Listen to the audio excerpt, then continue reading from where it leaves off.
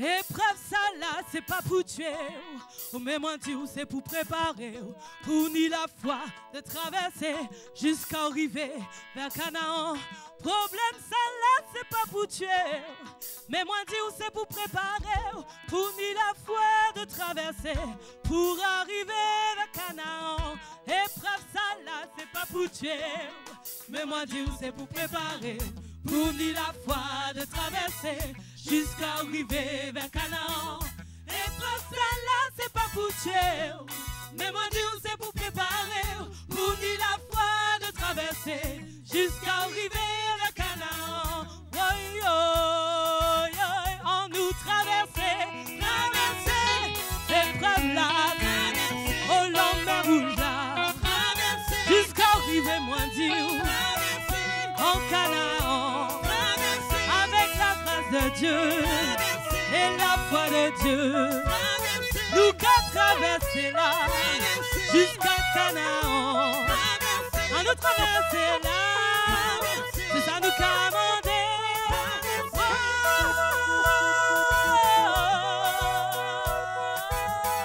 Moi pas me laisser qu'à traverser, mais je veux te dire aujourd'hui, cette épreuve ne te détruira pas, mais elle te donnera la foi.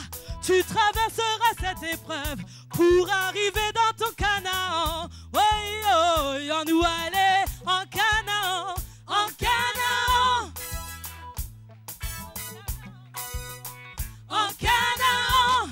C'est la miel là qu'a coulé, moi dis en Canaan. C'est la nous des promessiers en nous, en Canaan. Oui, c'est la terre de la promesse en Canaan, en Canaan. Je te le dis, elle te préparera, tu auras la foi de traverser pour arriver vers Canaan. Cette épreuve ne te détruira pas, je te le dis, elle te préparera, tu auras la foi de traverser pour arriver au cette épreuve. Tu auras la foi de traverser pour arriver.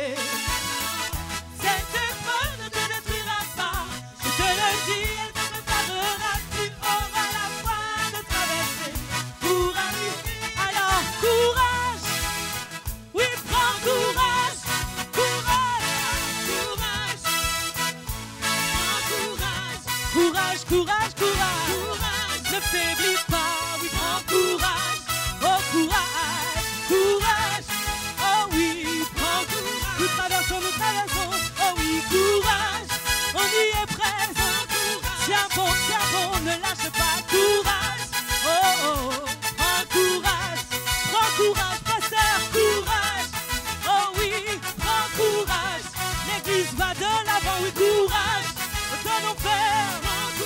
Dans ce que tu traverses, je te dis courage, on prend courage, Jésus est là avec toi, oui, courage, oh, oh, oh, prends courage, oh oui, courage, ne faiblis pas, prends courage, oui, ce matin, courage, épreuve ça là, c'est pas pour tuer, mais moi Dieu c'est pour préparer, pour lui la foi de traverser, jusqu'à arriver à Canaan.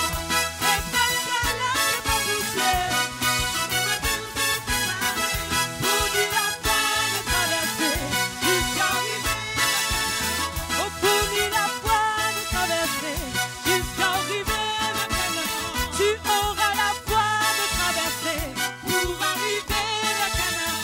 Tu auras la foi de traverser, pour arriver à Canaan. Oui, tu auras la foi de traverser, pour arriver à Canaan. Tu auras la foi de traverser, pour arriver à Canaan. Tu auras l'espoir pour traverser et arriver à Canaan. Tu auras la foi de traverser et arriver à Canaan. Tu auras la foi de traverser et arriver à Canaan. Alléluia, alléluia, alléluia, alléluia. Oh oui, tu auras la force, tu auras la foi de traverser pour arriver en Canaan dans ta bénédiction. Parce que tu as simplement Jésus.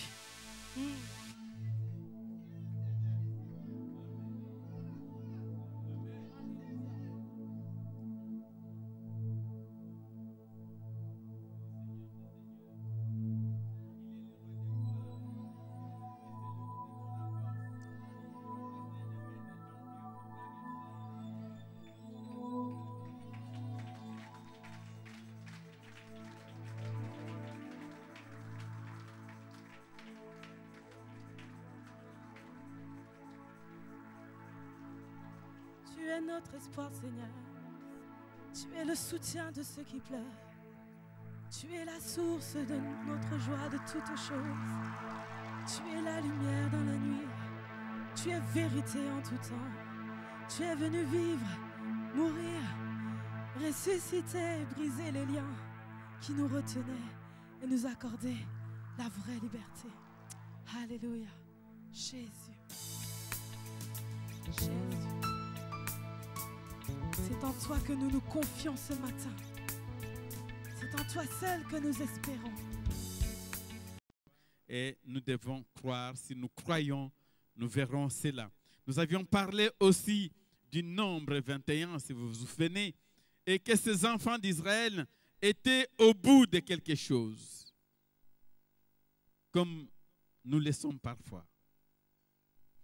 Il n'y avait pas du pain. Alors si vous regardez au départ, est-ce qu'il passait, frère? Nous pouvons lire un peu Nombre 21, le premier verset, puisque là nous avions lu à partir du verset 4, du premier verset jusqu'au verset 3, pour que nous comprenions un peu l'histoire. Pourquoi les enfants d'Israël se sont mis dans cette situation.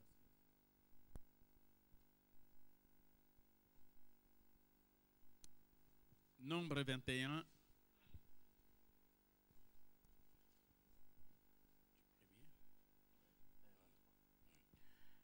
Nombre 21, la Bible dit, les rois d'Arad, cananéens, qui habitaient le Midi, apprit qu'Israël venait par le chemin d'Atarim. Il combattit Israël et mena des prisonniers. Alors Israël fit un vœu à l'Éternel et dit, si tu livres ce peuple entre mes mains, je dévouerai ces villes par interdit. L'Éternel entendit la voix d'Israël et livra les Cananéens. On les dévoua par interdit, eux et leurs villes, et le nomma ces lieux Horma. Voilà. Ils ont vu qu'il y avait des ennemis devant eux. Devant ces ennemis, eux n'avaient aucune force. Ils ne pouvaient que se confier en l'Éternel et Dieu, leur Dieu. Et ils ont fait un vœu, dit que Seigneur, voilà ce que nous faisons. La Bible ne nous dit pas de quel vœu ils ont fait. Ils ont fait cela à Dieu, un vœu à Dieu. Et Dieu a écouté leur voix.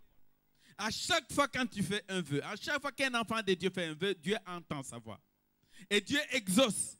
L'exaucement de Dieu, ce n'est que te conduire dans une victoire totale. Si tu le fais, Dieu ne peut pas se renier.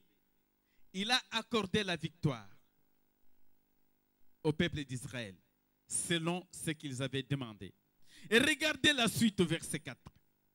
Alors qu'il vient d'obtenir la victoire, Dieu leur donne les ennemis. Et au verset 4, ils partirent maintenant, nous dit la parole de Dieu, de la montagne. Mais là, c'était d'autres situations. Les enfants d'Israël ont commencé à murmurer, à parler de mauvaises choses, à être contre Dieu, à être contre Moïse. Tout simplement, le pain manquait. La Bible nous dit que le pain était méprisable, tellement qu'ils en ont mangé. C'était méprisable. Il n'y avait plus de l'eau. Ils ont commencé à murmurer, à poser des problèmes. Frères et sœurs, nous voudrions une église mature. Une église qui va, non pas ici, mais qui va de loin, qui regarde Jésus. C'est cette église que nous voulons, c'est l'église que Christ cherche. Alors que nous avons mangé, nous avons la parole tous les jours. Il y a les autres qui vous diront comment? Moi, la parole ne me dit rien du tout. Il y en a qui vous diront, mais moi, la louange ne me dit plus rien du tout. Et d'autres qui vous diraient, moi, je ne veux même plus regarder le pasteur Franck. Donc, le pasteur Pasti, moi, je ne veux même pas le regarder. Il nous dit, quand je le regarde, je ne veux même pas le regarder. Et c'est comme ça. Mais qu'est-ce qui se passe dans nos vies? La colère de Dieu s'enflamme. Alors que Dieu nous bénit. Dieu déverse sa bénédiction. Alors que nous faisons des prières, des longues prières. Parfois, Dieu nous accorde des victoires. Qu'est-ce qui peut dire que Gina, jamais, depuis le 1er janvier jusqu'à aujourd'hui, il n'a jamais obtenu quelque chose de la part de Dieu? Je ne sais pas. Moi, je dis, mon frère, est-ce que tu n'as jamais obtenu la chose de la part de Dieu? Je dis parce que tu n'as pas été avec nous depuis toute l'année. Et depuis cette année, qu'est-ce que tu peux dire? Qu'est-ce que Dieu t'a donné? Ben déjà, le fait de se réveiller tous les matins, c'est déjà une victoire. Amen. Amen. Il y a des gens même qui négligent le fait de se réveiller tous les matins. Il t'accorde son souffle de vie. Bénis l'Éternel. C'est une victoire pour toi. Plusieurs sont morts. Dans l'avion qui est tombé ce matin, il y a plusieurs qui sont morts. Est-ce que demain, ils vont fêter bonne année avec nous? Ils vont boire du champagne demain? Non. Combien? Dans l'avion, 150. Aujourd'hui, ce matin. Ce matin à 6 heures du matin. Ils sont morts. Nous avons le souffle de vie. Bénis l'Éternel. Bénis l'Éternel. Alléluia. Vous savez? Et c'est comme ça. Dieu nous donne la victoire. Si je bénis l'Éternel, comment je vais murmurer contre mon frère? Si moi je murmure contre ma diaconesse, c'est que je ne prie pas pour elle. Franchement, si je suis contre, j'ai quelque chose contre le pasteur Franck, c'est que ça ne va pas. Je ne prie pas pour lui. Alors que le rôle de chacun de nous, c'est de prier pour nos frères et sœurs. Moi, j'ai remarqué, les gens aiment. Seigneur, donne-moi. Seigneur, regarde ma famille. Regarde mon enfant. Regarde ma petite fille. Regarde. Il a terminé toute sa famille. Même pas un mot, regarde le pasteur Massi. Oui, même pas un mot. Moi, le pasteur m'a prié pour moi, c'est bien. Même pas pour un frère, une sœur de l'église. Même pas. Qu'est-ce qui a prié pour un frère comme ça de l'église dans l'année? Si je demande ici, ils ne sont pas beaucoup. Hein. Voilà, ils ne sont pas beaucoup. Hein. Ils ne sont pas beaucoup. Job, la Bible nous dit que Job était malade. Ses amis étaient fatigués de Job. Job, il ne se grattait pas, il n'y avait pas de ongles. Il dit, la bouteille, amenez-moi la bouteille. Et le taison, toute la nuit, comme ça. Malade, terriblement malade. Alors Job, la Bible nous dit que Job, non, Seigneur, moi je ne prie plus encore, c'est Dieu, je ne demande plus qu'il me guérisse. Oh, il commence. Oh, Eliadab, non, toi qui es à Cholet. Oh, maman, c'est lui qui est à Kinshasa. Mon collègue de service là, même s'il m'a jugé, j'ai prié pour lui, déverse son amour. C'est quand Job a commencé à prier pour les autres, quand Job a commencé à prier pour ceux qui ne connaissent pas même ses amis, c'est en ce moment-là que Dieu l'a guéri. Nous loupons des bénédictions, nous disons, Seigneur, bénis-moi, Seigneur, bénis-moi, Seigneur, bénis ma famille, bénis mon enfant, bénis mon oncle, bénis celui-là, qui ne peut pas bénir les autres, même ton ami ne peut pas le bénir. Hein? Oublie-toi d'abord. Commence à prier pour les autres que tu ne connais pas. Que tu connais quand même, tu ne connais pas, tu les connais, mais tu ne connais pas leur situation. Réveille le matin, prie pour France et Denise qui sont fidèles tous les jours à l'intercession. Toujours ils sont les premiers. Prie, même si tu les vois une seule fois, tu ne viens pas à l'intercession. Tu les vois même, ils viennent tous les jours à l'intercession. Prie pour ces personnes, que Dieu leur donne encore la force. Prie. L'égoïsme, ils ont commencé à critiquer, à dire, mon Dieu, tu nous donnes du pain et de l'eau, il n'y a pas suffisant. Et la colère de Dieu s'est enflammée. Heureusement, ils ont pris conscience. Ils ont dit que non, nous n'allons pas rester comme ça. Allons vers Moïse. Celui-là qu'ils ont injurié, Moïse, prie dans ton Dieu là. Nous avons péché contre toi et contre ton Dieu. Prie ton Dieu. Et regarde, il y a des gens qui meurent comme ça. Des morsures de serpents partout, la colère de Dieu. Et Moïse a prié. Il est allé vers Dieu. Ils sont allés vers Dieu. C'est là qu'il leur parlait. Ce que le pasteur Franck disait. Ils ont élevé le serpent des reins. Et celui qui était mordu, quand on regardait le serpent des reins, il était guéri. Et alors aujourd'hui, nous avons plus que le serpent des reins. La Bible nous dit dans Jean 3, 13, 14 et 15 que c'est celui, Jésus-Christ, qui est élevé, que nous devons élever dans nos vies, que nous devons élever même dans des situations difficiles. Jésus-Christ, si nous l'élevons, il est la solution. Amen. On acclame le Seigneur, le Dieu Tout-Puissant, le Créateur de la terre et du ciel. C'est lui qui détient la vie, qui a la solution. Et j'ai essayé un peu de parcourir toutes ces choses-là. Je voudrais que nous penchions sur le message d'aujourd'hui, encore pour terminer cette année. Alors, c'est toujours Jésus. Nous n'avons pas autre chose. C'est toujours Jésus. C'est Jésus, je ne sais pas, comme je disais, que parfois nous avons travaillé toute l'année. Nous avons travaillé tout un mois, toute la nuit, et que nous n'avons rien obtenu de Christ. Les autres, jusqu'à aujourd'hui, continuent à s'enfoncer. À s'enfoncer. À s'enfoncer. Ils continuent à s'enfoncer. Les autres ont compris. Il n'y a que Jésus-Christ qui peut me donner, me faire traverser. Même s'il y a des épreuves, ces épreuves-là ne pourront pas m'arrêter. Je vais traverser le Canaan, je mettrai mes pieds. Et c'est ce Jésus-Christ que je voudrais encore parler aujourd'hui dans Luc chapitre 5. Luc chapitre 5. Je vais prendre quelques versets. Je voudrais intituler ce message aujourd'hui. Nous sommes dans le message d'aujourd'hui. Je vais être bref. Je vais intituler ce message. Tu prends les titres qui t'intéressent. J'ai travaillé toute l'année. J'ai travaillé toute l'année. Sans rien prendre. Ou j'ai travaillé toute la nuit. Sans rien prendre. Ou nous avons travaillé toute la nuit. Sans rien prendre. La Bible nous dit, nous sommes dans Luc chapitre 5,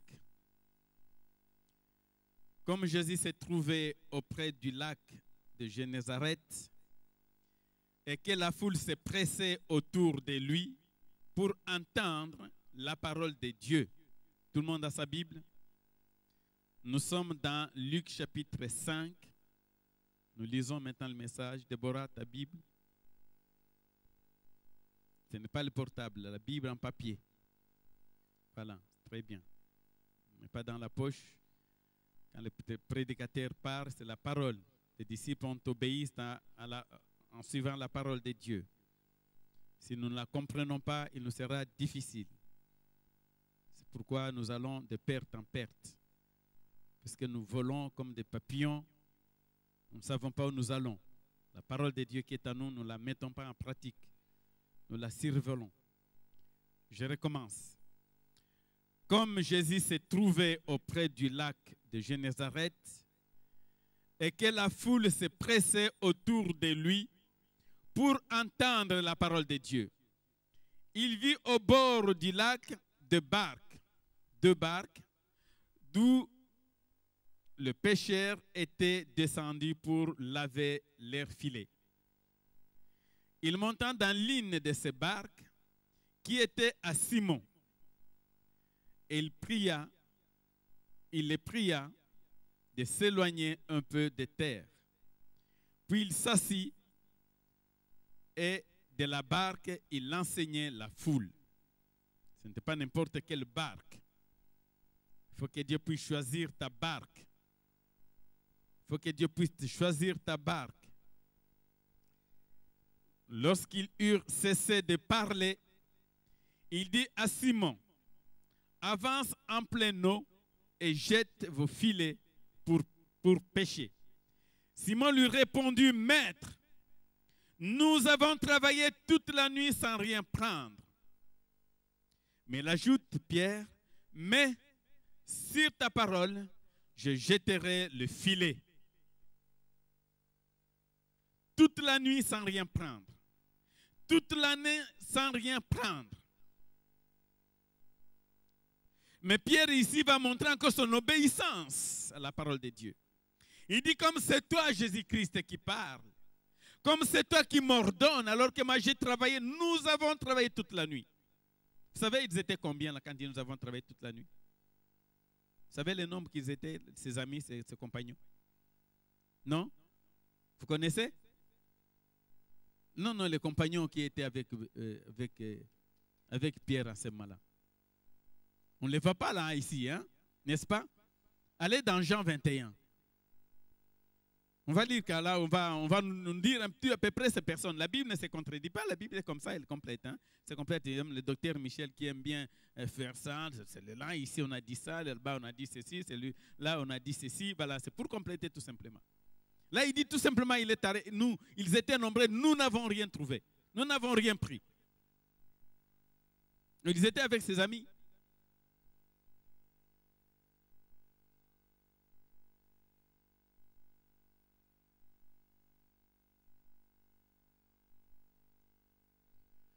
Jean 21, je ne sais pas quel verset, à partir de quel verset, à partir du verset 21 aussi, Jean 21, je cherche.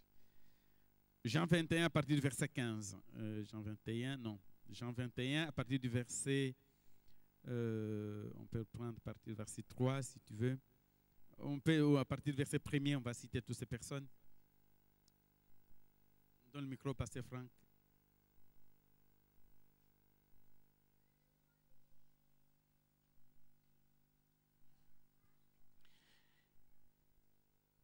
Simon-Pierre leur dit, je vais pêcher.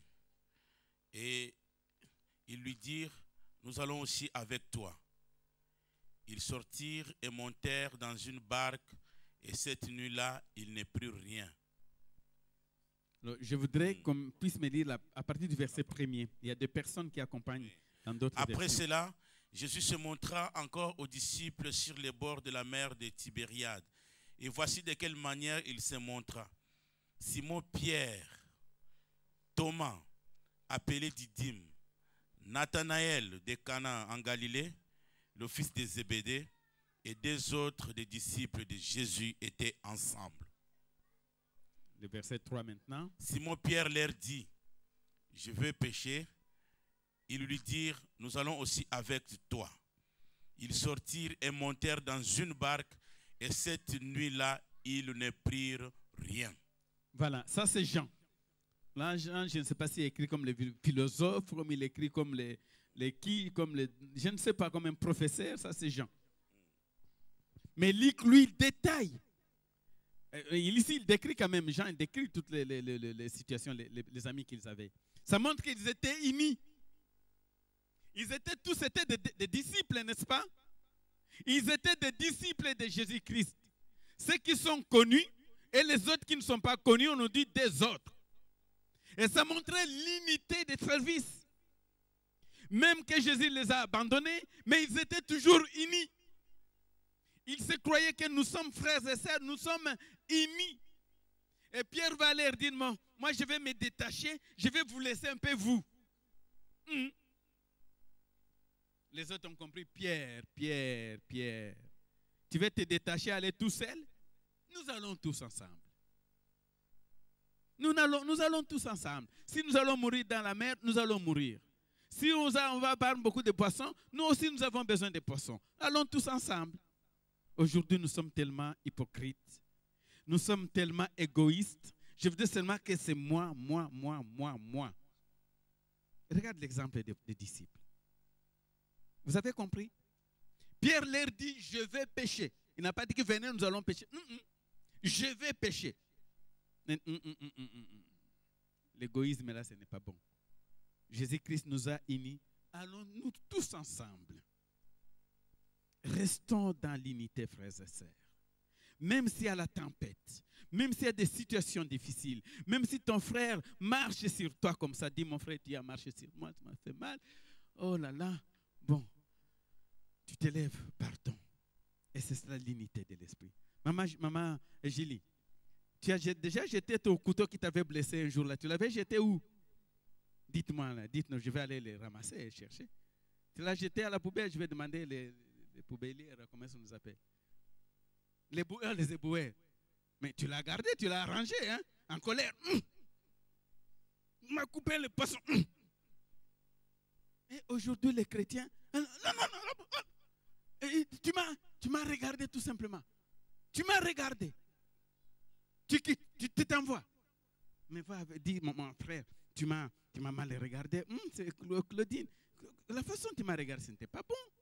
Si nous arrivons à ce niveau-là, dis Claudine, tu m'as regardé, je n'étais pas contente. Hein? Ah bon? Non, mon frère, ma soeur, pardonnez-moi. Nous sommes des enfants de Dieu. Continuons. Continuons notre chemin. Continuons. C'est le geste très simplement que Pierre a dit. Pierre dit que moi je vais pécher tout seul.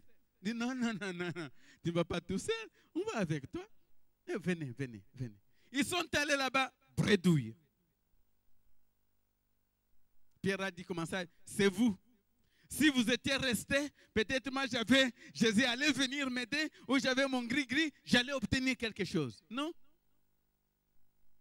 Pierre n'a pas commencé à critiquer les autres, puisque vous m'avez fait ceci. Voici, si vous étiez restés, j'allais moi avoir un peu ne fût-ce qu'un seul poisson pour ma femme et mes enfants. Maintenant vous êtes venus, voilà les filets sont vides. Non. La Bible nous dit qu'ils ont descendu, ils ont tous nettoyé leurs filets. Tous ensemble. La barque qu'ils avaient pris, comme il y avait d'autres pêcheurs, ils ont lavé leurs péchés et leurs filets. Ils disent bon, c'est pas grave. Nous n'avons rien eu. Mais non, il y a celui qui donne la vie. Il y a celui qui donne des grandes choses. Il y a celui qui connaît le besoin que tu as. La Bible nous dit qu'ils ont jeté les filets. Pierre a dit que je jette sur ta parole, je jette les filets. Et la Bible nous dit qu'il a obtenu beaucoup de poissons. Beaucoup de poissons. Combien? Combien? Hein? Ce n'est pas marqué, hein? Ah, ça c'est Luc aussi. Oh. Là, Pierre, Jean a marqué. Jean a dit qu'ils ont obtenu 153 poissons, pas de petits poissons, de gros. 153 poissons. Alors Pierre, en ce moment, il regarde, dit non. Et cet homme, je le connais, je sais qu'il a guéri les malades. Je sais que les boiteux se sont levés. Je sais que les aveugles ont vu. Je sais toutes ces choses-là. Je connais la puissance de Dieu. Je connais sa grandeur. Il a guéri. Il a délivré même les démons. Il a chassé les démons. Il a guéri les malades. Il a ressuscité même les morts. Mais cette situation d'obtenir 150 poissons, nous avons péché toute la nuit. Ça me dépasse. Pierre commence à comprendre la grandeur de Dieu. Il a vu des miracles. Il a vu qu'il a ressuscité les morts. Mais là, les poissons, Pierre ne comprenait pas. C'est pour dire, frères et sœurs, que Jésus-Christ s'occupe de notre santé. Et que Jésus-Christ s'occupe de nos situations. Mais il s'occupe même de nos besoins. Même les besoins les plus simples que toi, tu ne peux pas t'imaginer. Jésus-Christ pense à cela. Ne pense pas qu'il m'a abandonné. Non. Jésus-Christ, même quelque chose de moindre, hein, Jésus-Christ s'occupe de cela. Et c'est là qu'il va faire ces miracles. Et miracles qu'il obtient. Et Pierre, ça dépassait son entendement. Jésus ne s'est pas arrêté là. Est-ce que vous avez mangé? Maître, toute la nuit, nous n'avons rien fait. Nous n'avons pas à manger. Il dit, mais là, c'est poisson. Alors que lui-même, le maître de tout. Il est le maître des circonstances. Et tout est à lui. Le feu lui appartient. Donc tout lui appartient. Et il y avait déjà le feu avec des poissons. Vous comprenez? Il est dit, venez manger. Venons, nous allons manger. Même le feu, il a déjà allumé le feu. Il a mis les poissons déjà sur le feu. Avant qu'ils amènent les 153 qu'ils ont obtenus, Jésus avait déjà mis le poisson. Ton besoin. Là où tu as travaillé toute la nuit, toute l'année, tu n'as rien obtenu. Ou tu as espéré à quelque chose. Tu as trouvé que c'était le brisement sur le brisement. Tu as espéré l'amour. L'amour était brisé. Même dans le brisement, Jésus est dans cet amour. Et tu as trouvé que tu n'avais plus la paix. Et la paix, et Jésus-Christ est la paix. Tu as trouvé que financièrement, donc tout devient sombre. Mais Jésus-Christ est la lumière, comme nous l'avons chanté tout à l'heure. Il met sa lumière. Tout simplement que nous devons croire en lui. Tout simplement que nous devons espérer en lui. Et que tout au long de cette année, et si tu as espéré quelque chose, et que tu n'as pas obtenu jusqu'au jour d'aujourd'hui, moi je voudrais que tu puisses dire à Jésus quelque chose. Ou que tu puisses entendre la voix de Jésus-Christ. J'ai parlé dans la semaine de cette femme qui souffre de l'hémorragie depuis 12 ans. La Bible nous dit que 12 ans, il a trouvé, il a cherché, et tous les médecins de Paris, de Jérusalem, tous les médecins. Aucun médecin n'a donné la suite, et tout ce qu'il pouvait dire, madame, nous ne pouvons rien faire pour toi, c'est terminé. Et tout ce qu'il pouvait dire, tous les médecins, les spécialistes, madame, nous ne pouvons rien faire pour toi. Peut-être, c'est une situation où tes oreilles ont déjà entendu parler, madame, messieurs, nous ne pouvons rien faire pour toi. Messieurs, madame, ta situation est très compliquée. Messieurs, madame, même les avocats ne peuvent rien faire. Messieurs, madame, rien ne peut faire à ta situation. Rien. La Bible nous dit que cette femme, qu'est-ce qu'il a sauvé cette femme? Il a dit qu'il a cherché tous les médecins. Il a même dépensé, son état s'empirait davantage. Peut-être tu es dans cette situation, tu vas devant toi que tout s'écroule. Mais Jésus, tout ne s'écroule pas devant lui. Alléluia. Rien. Mais cette femme a mis dans sa tête. La guérison était déjà dans sa tête. Qu'est-ce qui nous arrive aujourd'hui? Nous mettons des défaites dans nos têtes. Puisqu'ils ont dit, j'accepte. J'accepte. Non. Un enfant de Dieu ne doit pas accepter comme ça. Jusqu'à la mort. La Bible nous dit, nous devons résister. Que nous n'avons pas encore résisté jusqu'au sang. Et cette femme, dans sa tête, il ne voyait autre chose que la guérison. Il ne voyait plus le médecin qui l'a vu. Il ne voyait plus toutes ces dépenses. Il ne voyait plus les paroles de médecin. De découragement, c'est fini, madame. Nous ne pouvons rien faire. Madame, nous attendons qu'il te reste quelques jours pour que tu puisses mourir. Madame, cette hémorragie, ton sang, tu vas te retrouver avec 5 grammes d'hémoglobine. Ça sera fini, ça sera ta mort. Toutes les paroles de découragement. Et cette femme ne les a pas enregistrées dans sa tête. Il a enregistré dans sa tête la guérison. Il a enregistré dans sa tête la guérison. Mais je voudrais maintenant que tu puisses, ce que tu n'as pas obtenu, tu as péché toute la nuit. Ou toute l'année, tu as dit que tout s'est empiré. Tu dois maintenant enregistrer dans ta tête. Seigneur, moi maintenant, c'est ça. J'ai toujours dit, à chaque situation de la vie aujourd'hui, il y a une promesse de Dieu dans la Bible.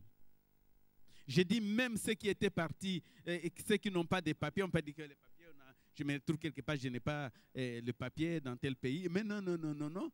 Tu dis, Seigneur, toi, tu es où? Tu étais où? La Bible nous dit que tu étais en Égypte. Hein? En Égypte, comment est-ce qu'il pouvait vivre? Il devrait avoir la carte de séjour. Hein? Marie devrait avoir la carte de séjour, n'est-ce pas? Parfois, vous ne savez pas. Il ne pouvait vivre comme ça illégalement. Hein? Mais non. À toute situation de ta vie, il y a une promesse de Dieu dans la parole de Dieu. Et la Bible nous dit que cette femme a entendu parler de quelqu'un. C'est quelqu'un, c'est qui? C'est quelqu'un, c'est qui? C'est quelqu'un, c'est qui? C'est quelqu'un, c'est qui? Appelle Jésus. Jésus. Jésus, tu es la solution. Jésus, tu es ma guérison. Jésus, tu es ma délivrance. Jésus, tu es ma lumière. Jésus, tu es ma prospérité. Jésus, tu es tout. Tu es tout. Tu es tout pour moi. Je ne m'arrêterai pas. Comme nous avons chanté, je vais avancer. Je vais avancer avec toi. Je vais avancer avec ce nom. Et cette femme comprenait cela. Et cette femme a compris. La Bible nous dit qu'il a entendu parler, tout simplement. Il a entendu parler de Jésus. Elle dit, ah, celui-là, c'est la parole de Dieu. Il a dit que celui-là, c'est le chemin. Il a dit que celui-là, c'est la solution. Et quand il a entendu parler, comme je disais dans sa tête, qu'est-ce qu'il a commencé à dire? Il dit, moi maintenant, je suis déjà guéri. Mais qu'est-ce qui me reste? Je suis déjà guéri. Qu'est-ce qui me reste? Dit que moi, c'est toucher ne fût que le bout de vêtements de pasteur Franck. Ne fût que le bout. Ne fût que si je touche cet homme qui part de la part de Dieu. Si je touche tout simplement, moi je vais être guéri. Mais c'est la foi. C'est la foi. Et c'est ce que cet homme a fait. D'ici, donc maintenant je suis déjà guéri. Les médecins, tant pis. Et tous les médicaments qu'ils m'ont donné, qui m'ont rendu encore malade, je le mets de côté. Peut-être ils l'ont transfusé, et quand on transfusait, le sang passait par là, il y avait toujours l'ennemi. L'anémie plutôt. Et il dit, je vais toucher. Le fait de dire déjà dans sa tête qu'il suffit tout simplement que je puisse toucher et je serai guéri, c'était tout. C'était tout. C'est tout simplement, nous voulons des choses extraordinaires. Nous voulons des choses grandioses. Non, Dieu n'est pas dans tout ça parfois. Dieu connaît que parfois tu n'as pas mangé. Dieu se soucie de cela. Dieu sait que peut-être la fois, Noël, tu n'as même pas offert un cadeau à un enfant, à tes enfants. Dieu voit ça. Il voit. Il voit, il se soucie de cela. Il dit parfois tu n'as même pas mangé. Les autres, tu es resté, tu es rentré de ton travail, tu es resté dans ton lit alors que les autres étaient en train d'ouvrir des champagnes, en train d'ouvrir des cadeaux. Toi, tu étais dans ton lit. Dieu s'occupe de toutes ces choses-là, mes frères. Il s'occupe. Et Pierre, il savait, il dit, quelle est la question à poser à Jésus? Il a posé à ses disciples. La première question dans ce récit. Il a dit, vous avez mangé? Je ne sais pas si dans Matthieu ou dans Jean, dans Jean ou dans Luc. La première question, elle a dit, est-ce que vous avez mangé? Vous avez trouvé ça? Pamela, tu as trouvé? Là où Jésus se préoccupe, la première chose, il demande, est-ce que vous avez mangé, mes enfants? Hein? Ah ben, cherche. Tu as des Bibles, cherche. Je cherche qu'on me trouve seulement. Tu n'as pas trouvé? Hein? Jean 21, verset 5, il les appela. Et les enfants, avez-vous pris du poisson? Rien, répondit-il.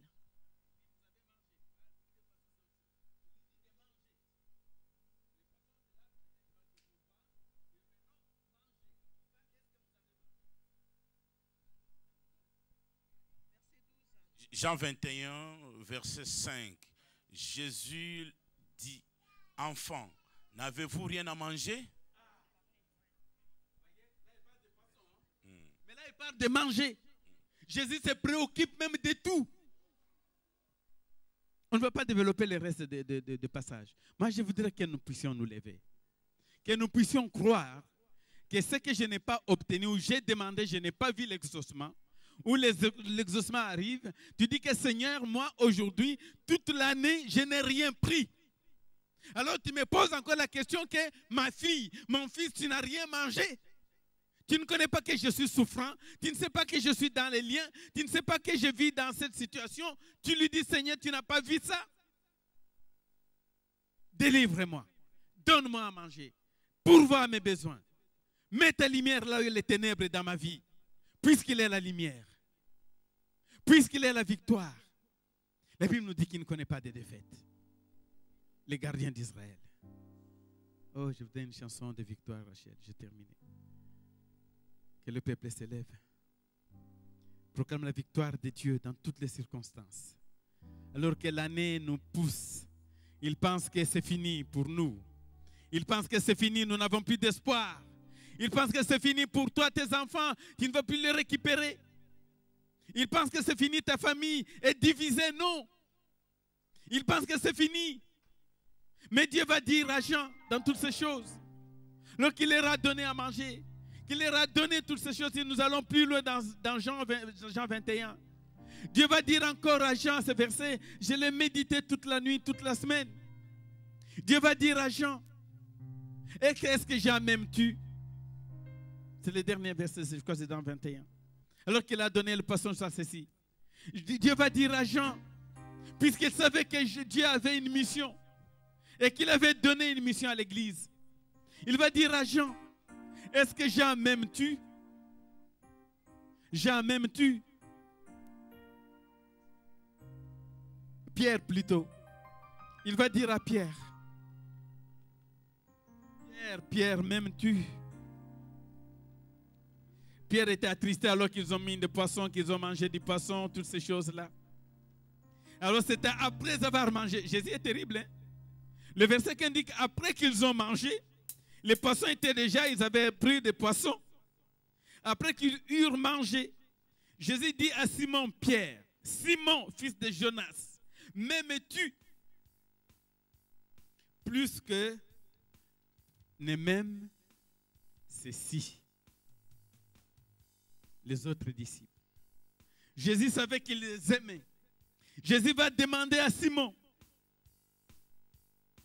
est-ce que Simon, toi le fils de Jonas, est-ce que tu m'aimes que plus que les autres? Imaginez comment je commence à poser la question au pasteur Franck. Dis, pasteur Franck, est-ce que vraiment tu m'aimes? Que même le docteur Michel, que même le pasteur Jacob, que même le tel frère, telle sœur? Il va dire, oui pasteur, je t'aime, hein, nous sommes ensemble. Hein, Juliette, m'aimes-tu? Tu vas dire, oui, je t'aime, hein, Rachel, m'aimes-tu? Tu t'aimes, voilà. Il dit, Myriam, m'aimes-tu? Tu le sais. Voilà, c'était la réponse de Pierre. Il dit, oui, je t'aime, Seigneur. Ah, Jésus ne s'est pas arrêté là. Hein? Il lui répondit, oui, Seigneur, tu sais que je t'aime. Jésus lui dit, paie mes brebis. Qu'est-ce que Jésus lui a dit? Travaille. Travaille. Si tu aimes le Seigneur, travaille pour le Seigneur. Si tu aimes le Seigneur, travaille pour le Seigneur. Ne te préoccupe pas des autres. Ne te préoccupe pas d'autres situations. Mais travaille pour le Seigneur. Il lui dit une seconde fois, Simon, fils de Jonas, m'aimes-tu? Simon, fils de Jonas, m'aimes-tu? Pierre lui répondit, oui, Seigneur, tu sais que je t'aime. Jésus lui dit, paie mes brebis. Pourquoi Jésus ne dit pas que voilà, c'est fini, va chercher de l'argent, va faire ceci? Il lui dit, paie mes brebis. Il ne dit pas, va ailleurs. Non, non, non, non. Il dit, paie mes brebis. Ça, c'est la parole de Dieu, quand nous comprenons la parole de Dieu. Et Jésus va lui dire encore, oh, Simon, fils de Jonas, la troisième fois. Fils de Jonas, m'aimes-tu? Et la Bible va dire ici, Pierre fut attristé. Son cœur était attristé. Comment le Seigneur va me demander 3 fois? Il avait renié 3 fois. De ce qu'il lui avait dit pour la 3e fois. M'aimes-tu? Et lui répondit, Seigneur, tu sais toutes choses. Tu sais que je t'aime. Jésus lui dit, paie mes brebis. Est-ce que Jésus va lui dire, comme je t'aime, c'est fini, moi si je t'aime, vas-y? Non. Jésus, sa préoccupation, c'était le travail. Est-ce que mon Père m'a envoyé? Et toi aussi, Pierre, va jusqu'au bout. Ne lâche pas en cours de route. N'abandonne pas. Ne fais pas la lâcheté. Vas-y.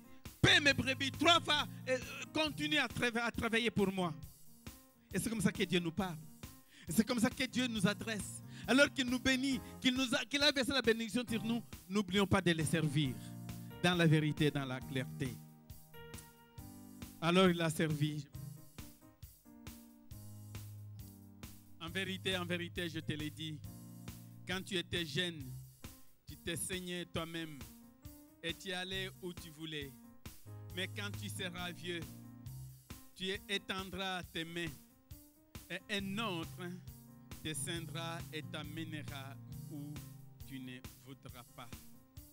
La Bible dit, il dit cela pour indiquer par quelle mort Pierre allait glorifier Dieu.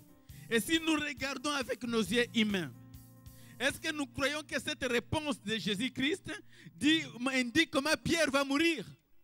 Non. Il faut être il faut être inspiré, il faut avoir la révélation de Dieu. Dieu parle comment Pierre va mourir. Et Pierre qui était rempli de l'Esprit de Dieu, il va comprendre aussi le discernement que nous devons développer. Hier soir,